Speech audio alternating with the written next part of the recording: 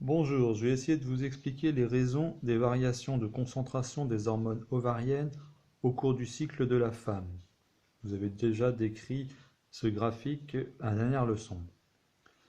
Donc on sait déjà que l'hypophyse sécrète l'hormone hypophysaire LH et FSH qui va stimuler l'ovaire. Celui-ci va produire de l'estrogène qui va avoir une action sur la muqueuse utérine, c'est-à-dire entraîner son développement. Ça, c'est en début de cycle de la femme. Mais ce n'est pas le seul effet de l'estrogène.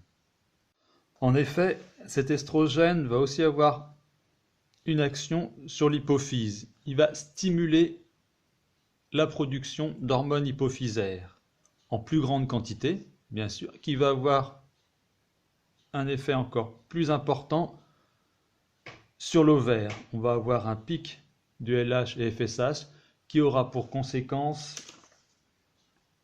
l'ovulation. Donc là, on va être au 14e jour.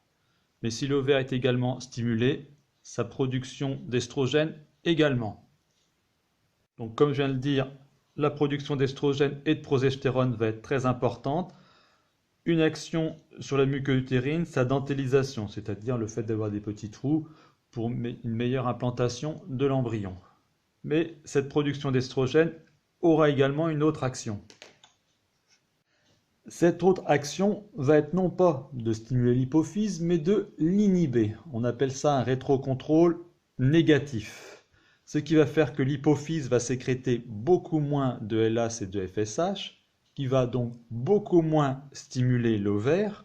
Donc nous aurons une chute de la production d'estrogène et de progestérone, ce qui va entraîner les règles. Là, nous serons fin de cycle, ça va entraîner les règles, début d'autre cycle, et ainsi de suite.